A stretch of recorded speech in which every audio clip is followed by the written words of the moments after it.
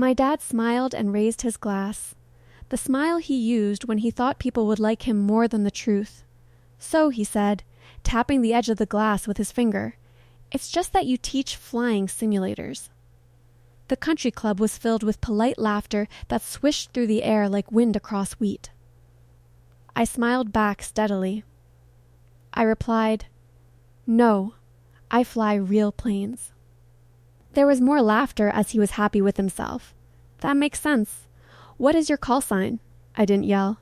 Night Guardian. The man beside him, a retired SEAL, spat red wine across the white linen and went pale. He started, then stopped. He knew exactly who I was. The quiet that followed had texture. It pressed against the skin the way humidity does before a storm breaks heavy and eager. A spoon clinked a glass somewhere behind me. The band, halfway through a careful standard, lost the beat and found it again, like a man acting nothing happened when everything did. My father stood there, glass mid-air eyebrows lifted in a question he hadn't expected anyone to answer. The room had been set for comfort round tables linen crisp as folded letters candlelight calibrated to flatter. People came here to be seen agreeing with one another. The laughter he'd counted on had been cash, and he'd already spent it. He healed first. He always did. That's a good one, he said, going for charm and landing near confusion. Night? What? He glanced around, looking for permission to laugh again. I didn't give it to him. The SEAL Tom, I would later learn, though everyone called him by his last name, set his napkin down with the care of a man who understands lines. Sir, he said, and the word carried. That's not a joke. He looked at me, not for permission exactly, but alignment. Then back at my father. You don't ask that name unless you're ready to hear the answer. My father's jaw worked. He took a sip of wine more to busy his mouth than because he wanted it, and swallowed wrong. A red splash dotted the cloth like a map no one wanted to read. Someone reached for a napkin. Someone else claimed to check their phone. The band stopped altogether. We were at the Hastings Club, the kind of place that smells slightly of lemon polish and money that learned to whisper. It was a charity dinner, veteran scholarships, a cause no one argues with, and my father loved it for the way it made him look benevolent by association. He'd arrived late, of course. He always did when punctuality would have suggested respect. His suit shone a little too much at the elbows. His tie fought with itself. I had picked my dress with the same care. I chose my words. Navy unadorned shoes, polished but useful. Years of rooms like this had taught me a simple rule. If you don't want to be measured, don't give them a ruler. My hair was pinned back the way I pin it for long nights. Habit is a kind of armor. Simulators, my father repeated, finding his balance. That's what she does. Teaches kids to push buttons. He chuckled, warming to the sound of his own confidence. All very important, of course. Tom's chair scraped softly as he turned. With respect, he said, and the phrase did what it's meant to do. When used properly, it made space. She doesn't teach kids. The room leaned without knowing it had moved. I felt my pulse in my throat, not from fear, but from the old math of exposure. My father had always liked to tell my story for me. It saved him the trouble of listening. For years, I'd let him. Invisibility has benefits. Tonight it was losing its value. A woman across the table, Pearl's careful hair, tilted her head. Night Guard, she repeated, tasting it. Is that Air Force? Tom didn't answer her. He kept his eyes on my father. It's earned, he said, and it's not something you hand around at dinner. My father laughed again. A short bark that tried to break the moment into something doable. Come on, he said. We're all friends here, friends. The word has a way of meaning different things to different people. To my father, it meant audience. I set my glass down. The stem made a small, determined sound against the table. Dad, I said, and didn't soften it. Please. He looked at me, then really looked as if seeing a stranger who shared my face. Please, what he asked. Please stop, I said, not loud, not angry, not tonight. The band leader cleared his throat. The MC, a man who made a living leading rooms back from edges, took a step forward, smile ready. Tom lifted a hand just an inch. The MC froze. Sir Tom said again, And there was no mistaking the respect now. Your daughter flew Overwatch for my team. Nights when the sky disappears and the ground lies. Nights when radios go quiet. She kept watch so we could move. He stopped, measuring. She brought people home. The room breathed in as one and forgot to breathe out. My father's face reshaped itself. The smile tried to come back and couldn't find a place to sit. "That's dramatic," he said softly. "It's accurate," Tom replied. "And it's enough." A waiter moved, then stopped stuck between pores. The candles guttered. I felt the old instinct rise, the urge to fill the area, to make it easier for everyone by making myself smaller. Years of training had burned that reaction down to embers. Quiet efficiency, they call it. Do the work. Speak when necessary. Let truth hold its own weight. I met my father's eyes. There was confusion there, and something else I hadn't seen before. Fear of being wrong in front of witnesses. Power doesn't like witnesses. I didn't come to fix anyone's biography. I said because someone had to say, and it might as well be me. I came to help a good cause. I lifted my glass just enough to give the room a job, to the kids who will get a chance they didn't expect. People stood, because standing is what you do when you don't know what else to do. Glasses clinked. The band found a key and stayed in it. The MC exhaled and smiled like a man whose bridge hadn't fallen. My father sat. He stared at the spot on the cloth as if it were the problem. When he looked up again, his voice had lost its swagger. "Night Sentinel," he said, trying the words. "Since when?" I didn't answer. Some questions aren't due answers in public. Tom leaned back. The situation passed for him. "You raised someone steady," he said not unkindly. "That counts." My father nodded without looking at me. He nodded at the thought of himself. As the room restarted, forks finding plates, conversations stepping carefully back into motion, I felt the shift settle. It wasn't victory, it was redistribution. The story had moved to where it belonged, and the room had changed its furniture around it. Across the table, the woman with pearls touched my arm. "Thank you for your service," she said, eyes bright. I nodded because sometimes thanks is a gift you receive without opening. My father didn't speak again that night. He left early, grumbling about traffic. His empty chair was louder than his jokes had been. I stayed. I always do. You don't leave a room just because it learned something about you. You let it live with the lesson. The drive home was quiet. The city thinned into roads that remember tires. My phone buzzed once. No word, just a missed call. I didn't check it. Some reckonings need sunshine. By morning, the story had already begun to move the way these things do softly at first. Then, with confidence, like it had always belonged to the town. I didn't read the texts. I made coffee and watched steam rise from the mug, thin and patient. Outside, a sparrow pushed a bigger bird off the feeder and won. Size, I've learned, is a poor predictor of result. I grew up in a place where people keep mental ledgers.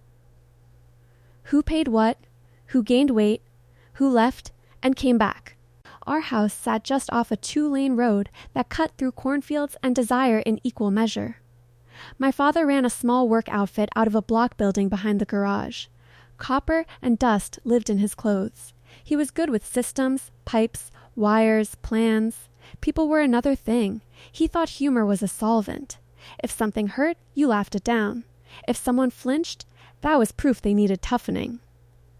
Builds character, he'd say, and the men around him would nod, because nodding is easier than resisting when the joke isn't aimed at you. By 5th grade, I was tall and solid, not clumsy, just present in a way that drew commentary. My mother tried to intercept the comments with casseroles and deflection. She loved me out loud. He cut me down in public. Those forces canceled each other out until I felt like zero. On Sundays, we sat beneath stained glass wheat and water spilling color onto the pews. The preacher spoke of grace. In the parking lot, my father would squeeze my upper arm like he was checking a melon and say, "We're laying off the donuts this week, right?" The guys laughed. The women looked away. Humiliation loves a parking lot. I learned early that invisibility was safety. If I couldn't be pretty, I could be helpful. I swept the shop.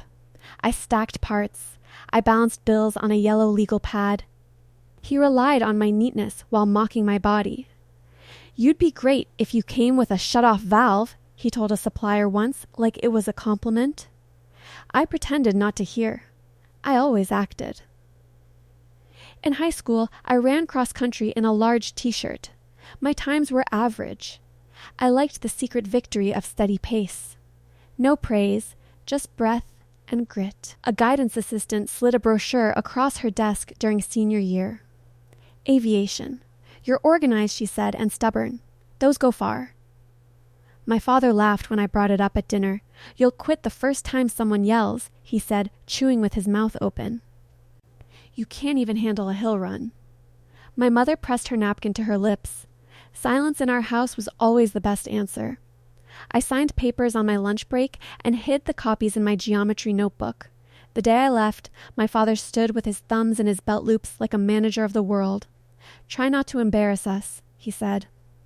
I lifted my bag and didn't look back. Training liked neatness and stubbornness. So did I. The cadence in my head changed from my father's voice to an instructor's bark, and somehow that felt like kindness. The instructor didn't know my background or my body. He cared about checklists, titles, weather. I could work with that. Work is a refuge when your worth has always been disputed. I didn't tell my father what I flew or where or why, partly because of security, mostly because I was tired of interviews. If he couldn't be proud without conditions, I'd stop giving him the chance to reject me. I showed up to holidays in plain clothes, never saying nights spent above deserts or water, watching the ground for movement that didn't belong. To him, I was the daughter who never quite measured up. The phone buzzed again. This time I checked it. A single text from my father. "We need to talk." No marks. That's how I knew it mattered. I waited until afternoon. Let the light move. Let the town process its surprise. At the diner, the waitress added an extra slice of bacon to my plate and claimed she hadn't. An older man at the counter cleared his throat and said, "Ma'am," like it was a flag. I nodded back. There are handshakes that don't require hands. I drove to the shop at dusk. The roll-up door was half open. A radio played classic country soft enough to be embarrassed about. He sat on a stool with a ledger open pencil squeezed like he was threatening the numbers into place. "You're open," I said. "Always," he said without looking up. I stood where the oil smell was stronger. "We should talk." He set the pencil down with excessive care. "We talked enough last night." "No, I said you talked. Then other people did." "I'd like to speak now." He rubbed his jaw. It was a joke. Jokes are supposed to be funny to the person who hears them. I said, "Not just the person who tells them." He stared at the book. The fan shook. Silence held us like old rope. "You never said what you do," he said finally. "You never asked," I said. "You filled the blanks with the story you chose." He sniffed. "Flying's just a job." "It is," I said. "And so is parenting." That one hit. He looked older without lights. There was no stage light to lie for him here. "What do you want?" He asked. "I want you to stop," I said. "Not just the big acts, the small cuts, the way you turn me into a punchline." He shifted on the stool. "What if I can't? Then we'll see each other less," I said. "I won't bring myself where I'm not accepted." He nodded once sharp like he was taking a measurement. "You got hard. I got clear," I said. He thumbed the ledger's edge. "Night sentinel," he said softly. "What does that even mean?" "It means you keep watch so others can sleep," I said. "That's all." He closed the notebook and pushed it aside. When he stood, it was slow, careful, like a man surprised by the floor. "There's a service Saturday," he said. "Veterans Memorial. I could stand there with you." I nodded. "Okay." Saturday was bright in that Midwest way. The sky sorry for winters. We stood near the back while names were read. An older sailor saluted with a hand that trembled and a jaw that didn't. My father didn't stop. He didn't translate me into smaller words. When someone asked that your girl, he lifted his chin. Yes. It wasn't poetry. It was enough. Later at his truck, he said, "I've been mean my whole life." "You've been afraid," I said. "Mean is how afraid dresses for work." He grunted. "You going to fix me now?" "I can draw a line," I said. "You walk across." He nodded. A week later, he came by with tomatoes from a neighbor's yard and asked if I had salt. He opened the screen door slowly so it wouldn't slam. Consideration is an accent. I'll take it. The thing about a call sign is that it isn't picked for how it sounds. It comes the way weather does after conditions line up and something survives them. You don't announce it, you earn it, and then you try to forget it so it doesn't harden into pride. Vanity gets people killed. I learned that early. My road into aviation wasn't cinematic. There were no horns. There were forms, medicals, interviews performed in rooms that smelled faintly of coffee and institutional carpet. There were instructors who cared less about my reasons than my responses. How do you correct? How do you recover?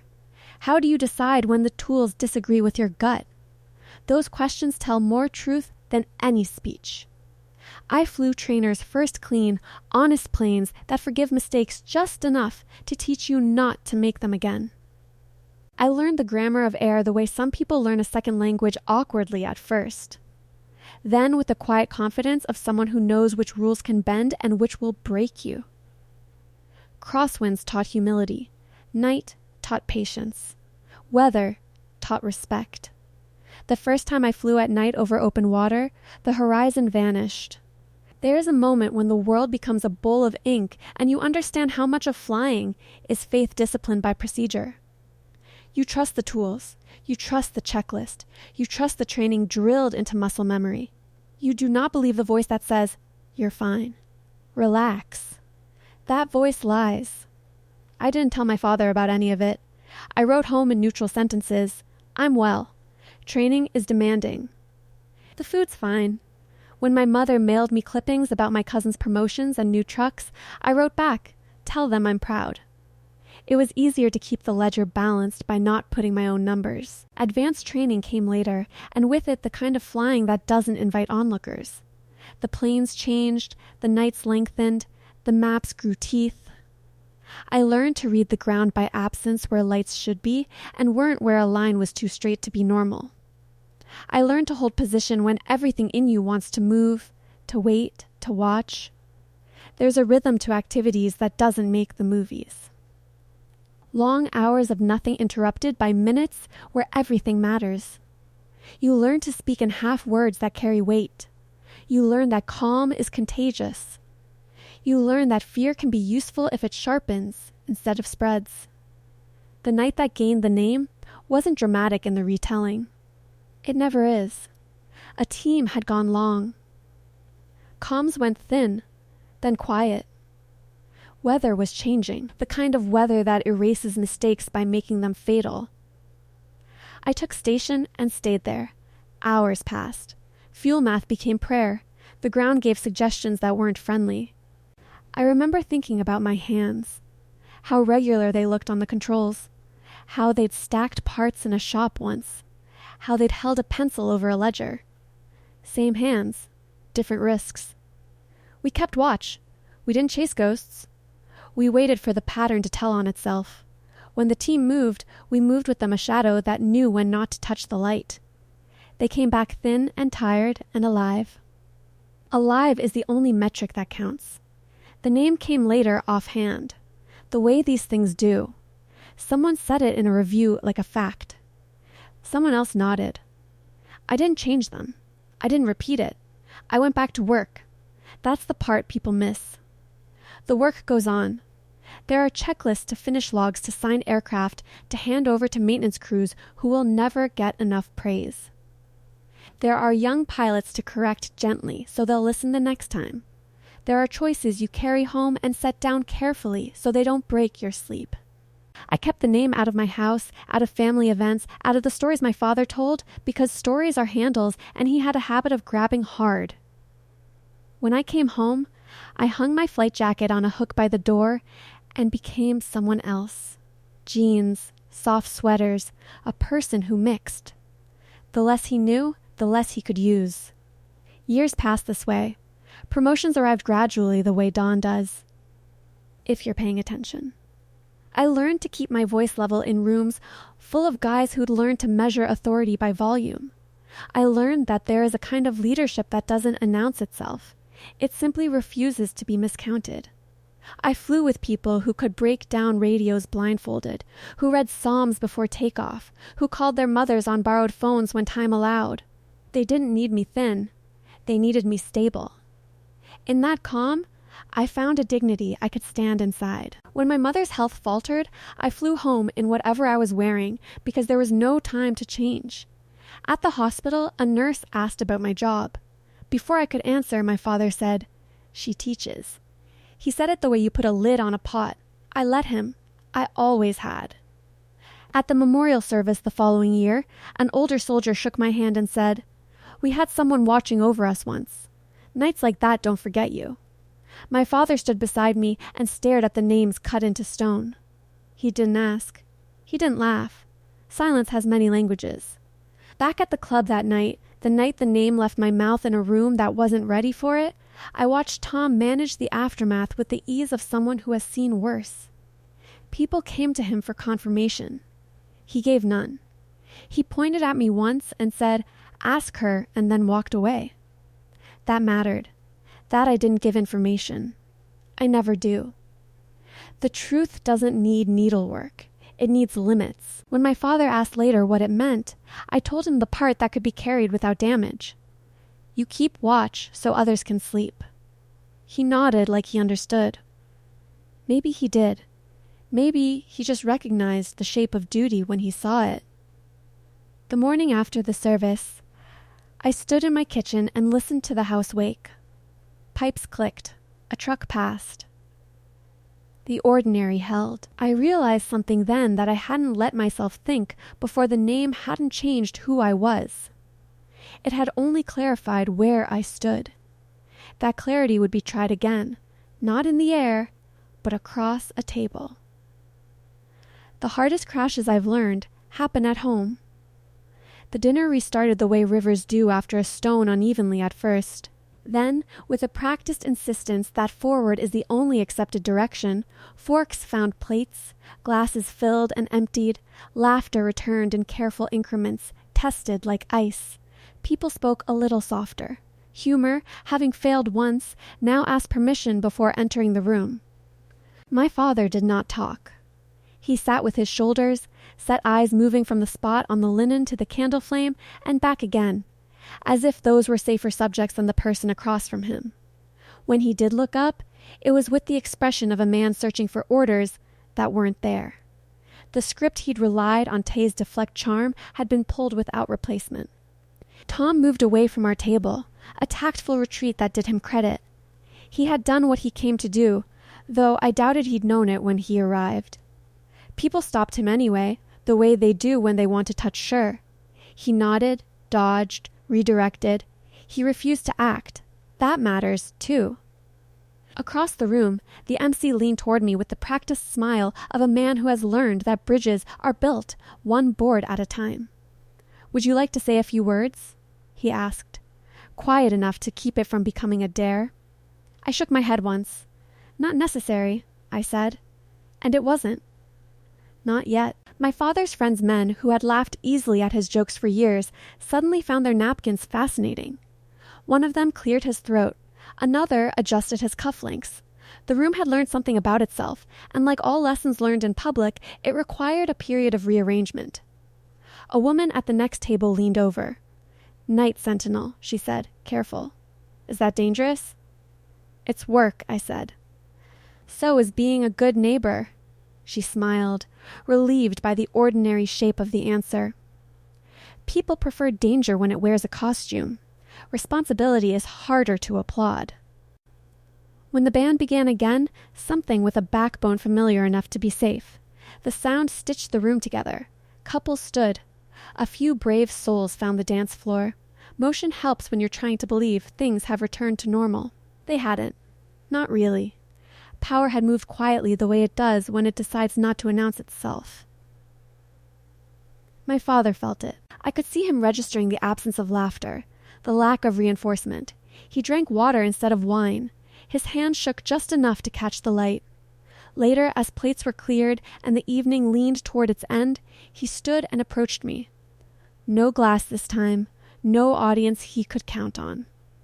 "You could have told me," he said low. "I could have," I agreed.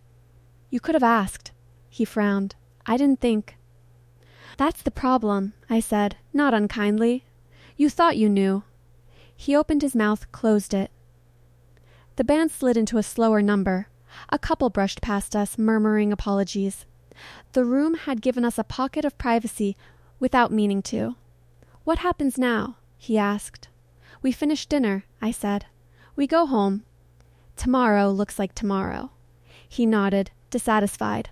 He wanted an ending he could understand. I wasn't ready to give him one. Outside, the air had cooled. The parking lot glittered with chrome and intention. My father paused by his car keys in hand. "Night Sentinel," he said again, trying the words like a tool he didn't own. "Since when?" I met his eyes long enough. He exhaled. "You embarrassed me." "I was embarrassed," I said. For years he flinched. That was new. We drove different ways. I took the long way home, the one that passes the river, and the old grain elevator, the one that gives you time to feel your way back into yourself. At a red light, my phone buzzed. A message from an unknown number. "Thank you for keeping watch. No name, no need." The days that followed were a study in fallout. The town digested the event with the efficiency of small places quickly, loudly with witnesses. At the hardware store, a man I'd known since childhood tipped his cap and said, "Ma'am," like it was a choice. At church, a woman pressed my hand and whispered, "My son flies." Pride and fear share a border. My father did not call. On the third day, I chose to go to him, not because I owed him anything, but because avoidance has a way of turning into something that looks like agreement. The shop smelled the same oil dust, the sweet tang of chemicals. He sat at the bench radio muttering. When I stepped inside, he didn't look up. "You're here," he said. "I am," I said. He set his wrench down. "People are talking. They always are." He rubbed his hands together as if warming them. "They say you're some kind of hero." "I do my job," I said. He nodded, unhappy again. "You could have corrected me." In front of everyone I asked you to stop. He stared at the wall where a calendar hung months out of date. "I didn't hear you." "I know," I said. "That's what I'm saying." Silence stretched. The radio crackled. Outside, a truck passed. "I don't like being wrong," he said finally. "No one does," I said. "But being wrong isn't the worst thing." "What is?" he asked. "Being cruel," I said, "and calling it fun." He swallowed. The word had hit where it was meant to. "I need you to understand something." I continued. "What you said wasn't a one-off. It was a pattern. And patterns require limits."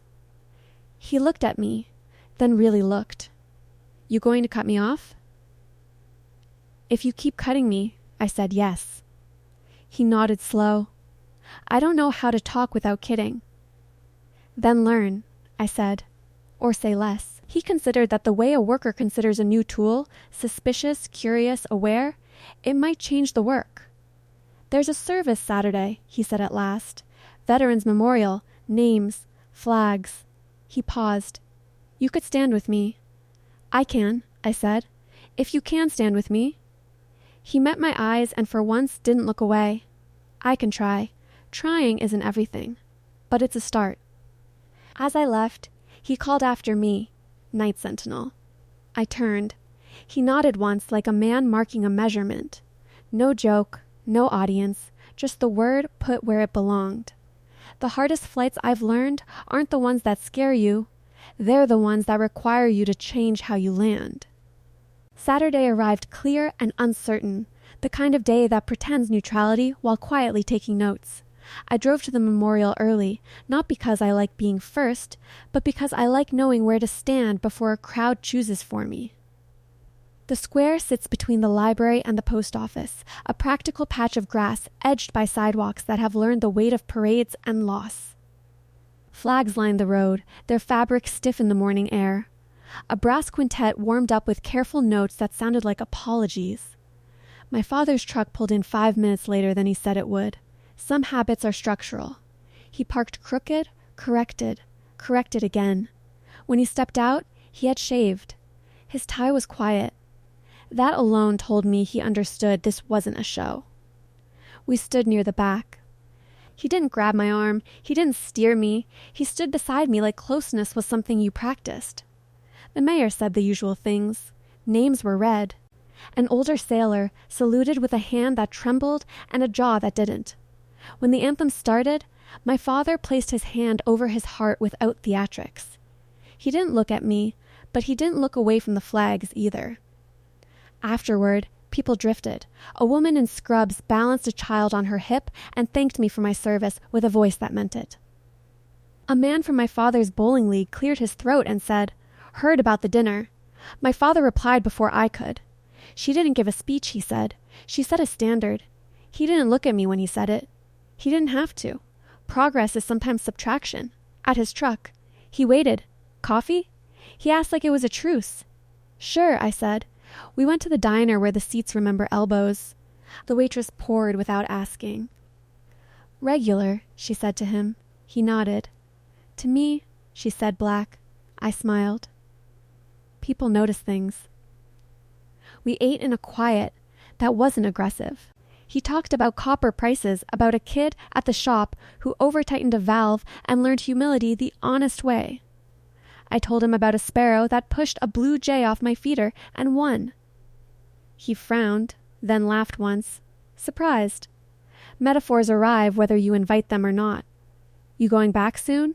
he asked. "Yes," I said. "There's always work." He nodded. Figures. The phone started ringing that afternoon, not for me, for him. I could tell by the way he stiffened, by the way he took calls outside and returned with his jaw set. When he finally said something, it came out sideways. "Your aunt wants to know why I never mentioned what you do." I sipped my coffee. "What did you tell her?" "That it wasn't my story," he said, testing the term. "And that I didn't ask." "That'll do," I said. At home, the house settled around me.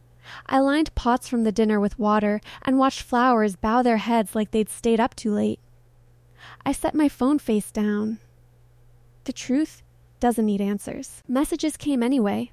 Old friends, old classmates, some proud, some apologetic. A few curious in the way curiosity becomes when it's decided you owe it something. I answered none of the questions that wanted information. I answered one that didn't. "Glad you're okay," it read. I wrote back, "I am." That night my father came by with tomatoes from a neighbor's yard. He set them on the counter with a paper towel under them so they wouldn't spot the surface. "You got salt?" he asked. We ate standing up. He opened the screen door slowly so it wouldn't slam. Consideration is a dialect. He didn't say he was happy. That word may never live comfortably in his mouth. But when he left, he turned off the door light instead of letting it burn all night. Energy costs money. Attention costs more. The following week brought its own tests. A fundraiser called asking if I'd say a few words. I declined. A local paper left a message. I deleted it. A man I didn't know approached me in the grocery store lane and asked if it was all true. I looked at the canned tomatoes and said, "Truth doesn't improve with retelling." He nodded, chastened. My father battled. I could see it in the way he reached for jokes and stopped himself, in the way he sometimes filled silence with weather instead. He corrected himself, once caught a barb mid-flight and swallowed it. That counted. "Night Sentinel," he said one evening, not as a show, but as a question. "Does it ever stick?" "Sometimes," I said. "Then you put it down." He considered that. "I never put anything down." "I know." I said, "You can learn." He didn't argue. The town adjusted. At church, no one commented on my body. They used my name. At the hardware shop, men who had once smirked now nodded. Respect can come late. It still comes. On Thursday, my father called. "There's a cookout Sunday," he said. "Your brothers, I told him you're coming. I'll come, I said, if it stays polite. It will, he said quickly, too fast, then softer. I'll make it so. At the cookout, the guys gathered around the grill like it was a campfire. Stories cycled. My father walked over with a plate, nodded at the chicken, then turned to me. For a moment, the old script hovered.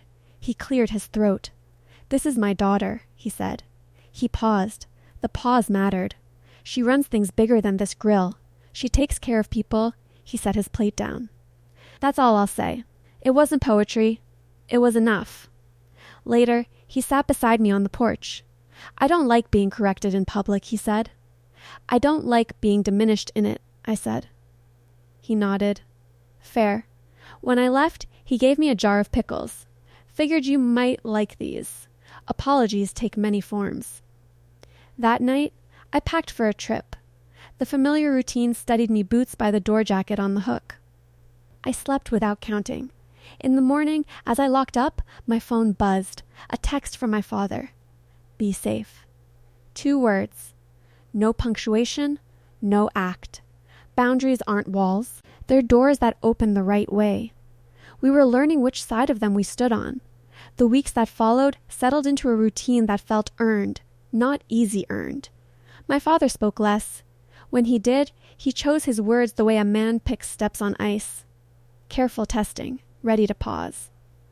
I noticed, not because I was keeping score, but because change reveals itself in small refusals to repeat old harm. I went back to work. The airfield met me with its honest smells. Fuel rubber coffee burned by someone who forgot the pot. Checklists waited. Weather waited. Work has a way of keeping you upright when the rest of life tilts.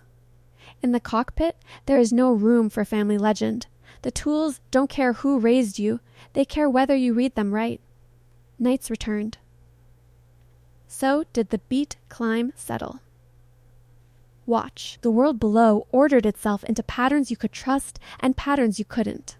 I kept watch. Others slept. That trade still felt fair. When I came home again, the town looked the same and different at once. Familiar streets, new ways.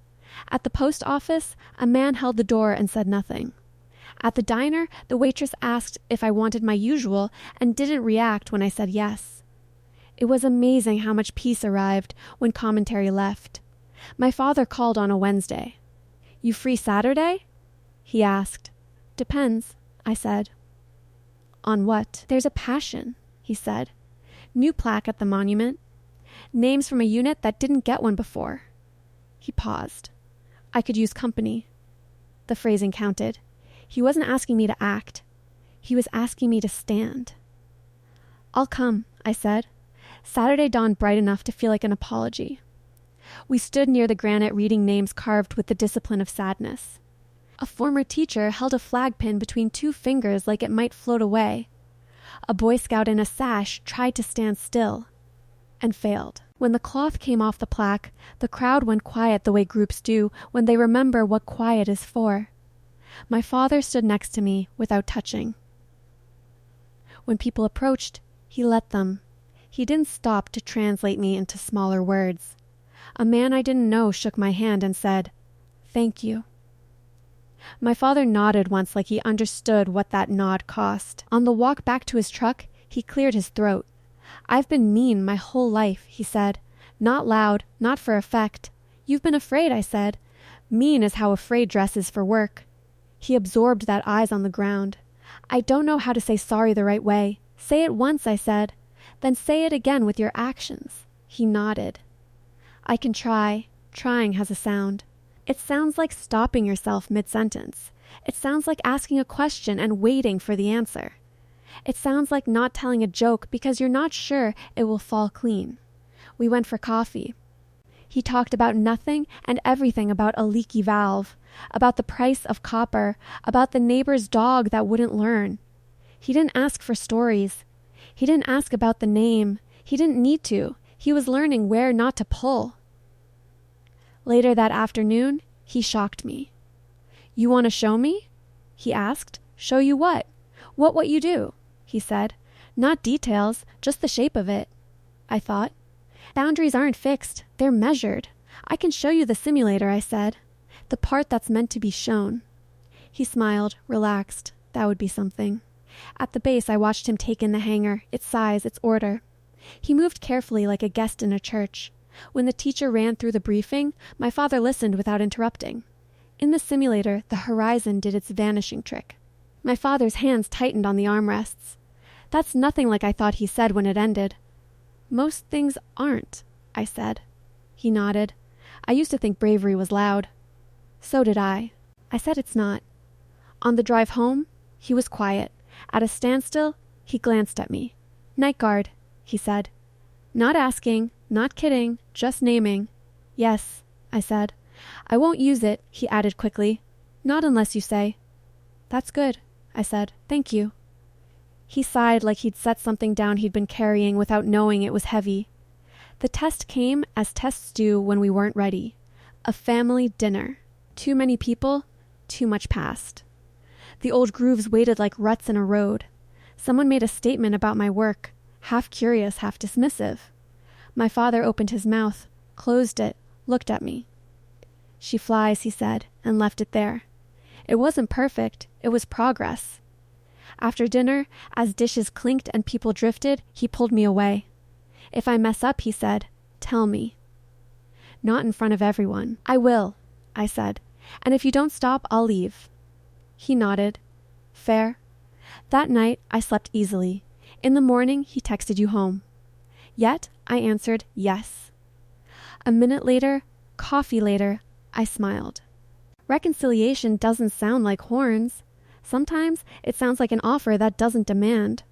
At the shop a few days later, I returned a socket set I'd borrowed.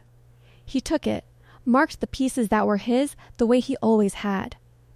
You always did that neat, he said, then stopped himself. I mean, thanks. You're welcome, I said. He looked at me, really looked. I'm trying, he said. I see it. I said the hardest part of change isn't the first confession. It's the 100 small choices that follow it. He was making them. So was I. When I left, he stood in the doorway and watched me go. He didn't call out. He didn't laugh. He lifted a hand, then dropped it. The radio played something old and honest. In the air that night, the horizon disappeared again. Instruments glowed. I kept watch. Somewhere below, a town slept with new habits. The ground offered no shocks. The work held. Home is the place you practice landings you don't get tested on. We were still training, and for the first time, that felt like enough. By late summer, the heat had softened into something that forgave you for staying outside. Evenings stretched, mornings apologized for themselves. The town had folded the dinner into its memory the way towns do filed it under things we learned without meaning to. At the table, people stopped asking questions. At church, they stopped whispering. They used my name. Respect can come late. It still comes. My father stayed quiet for a while after the plaque ceremony. Not distant quiet. There's a difference. He called when he said he would. He showed up when he said he would. When he didn't know what to say, he didn't say anything. Silence used properly can be an act of care. One evening, he came by with a sack of peaches and set them on the bar. They bruise easy, he said like it was a confession. He washed his hands before touching anything. He noticed the flight jacket on the hook and didn't comment. He noticed the boots by the door and didn't ask. Consideration has a shape. It looks like control. We sat on the porch with the radio low. Fireflies made small choices in the yard. He cleared his throat. I've been thinking, he said. That's scary, I said, smiling. He smiled back, hesitant.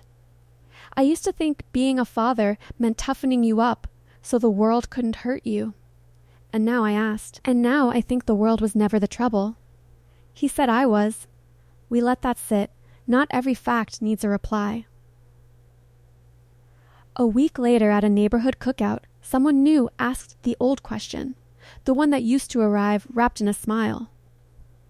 So what do you do? He said, casual, curious, a little dismissive. I waited. My father was closer to the grill than I was. He looked at me then, back at the man. She flies, he said. No flair, no joke, and she keeps people safe. The man nodded. Well, he said properly chastened. Thank you. My father didn't watch my face for approval. He flipped a burger and let the smoke do its work. Later, as dusk settled, he handed me a plate and said, "You want the corner less char?" It was a small thing. It mattered. Work took me away again. It always does. The airfield met me with its familiar truths. Nights returned. Weather fought. I watched the horizon disappear and returned patient as a heartbeat. There were times when the old reflex rose the instinct to be invisible, to keep everything I was from becoming something someone else could mishandle. I let the reaction pass. You don't have to erase yourself to stay safe. You can draw lines. When I came home, my father had fixed the screen door. It no longer slammed. He'd noticed. He'd cared enough to do something about it. On Sundays, we sat beneath the same stained glass wheat and water spilling color across our shoulders. After the benediction in the parking lot that had hosted so much humiliation, a man from my father's bowling club said, "Heard your girl's doing important work." My father lifted his chin. "She is," he said, "and she doesn't need me to explain it." He didn't look at me. He didn't have to. There were still rough edges. There always are. He slipped once, reached for a joke out of habit, then stopped himself mid-sentence. "Sorry," he said simply. He meant it. Apologies don't need decoration. One afternoon, he asked if I'd walk with him to the memorial. We read names. He drew a letter with his finger. "These rings," he said, nodding at my hand. "I don't know what any of them mean. Each one is a story," I said. "Not one is a joke." He nodded, absorbing. "I'll remember that." That night, I stood in my kitchen and looked at a picture from the dinner. Someone had slipped into an envelope candids from the edge of the room. In one, my glass is raised. The light finds me the way light should not, as a spotlight, but as a window. I set the photo beside one of my mother holding me as a baby. Both of us serious, both practicing how to be seen without asking permission. My father didn't become a different man overnight. He became a quieter one. He learned to ask before telling, to listen before laughing, to keep his hands to himself on words, on stories, on me. That is not a small thing. It is a lifetime's work started late and done honestly. We still disagree. We still misstep. Boundaries still get called out loud from time to time. But the weather has changed. The temperature maybe. Respect has moved in and started paying rent. On my last night home, before another stretch away, he walked me to the door. "Be safe," he said. And this time he added, "I'm glad you are who you are." It wasn't the word he'd kept for decades. It was better. It was true. In the air, the horizon vanished again. Instruments glowed. I kept watch. Somewhere below, a town slept with new habits. The work held. So did I. I don't tell this story to embarrass my father. I tell it to respect what can grow in rocky soil. Words are tools. Used carelessly, they cut. Used well, they build. Parents, grandparents, anyone with a voice that carries. Remember this: what you say in public can hurt for decades, or it can heal in an instant. You get to choose. As for me, I no longer wait for my worth to be revealed over a microphone. Honor isn't given by greetings. It's lived in the way you carry yourself, when the lights are on you and when they aren't. The best revenge isn't humiliation returned. It's honor kept until the world has no choice but to learn it. If you stayed with me to the end, thank you for listening. I'd love to know where you're listening from. Leave a comment and tell me. If this story touched something in you, consider sharing it with someone who might need to hear it. We have many more stories like this to share. So, subscribe if you'd like to keep taking this road with us. Let's keep choosing respect together.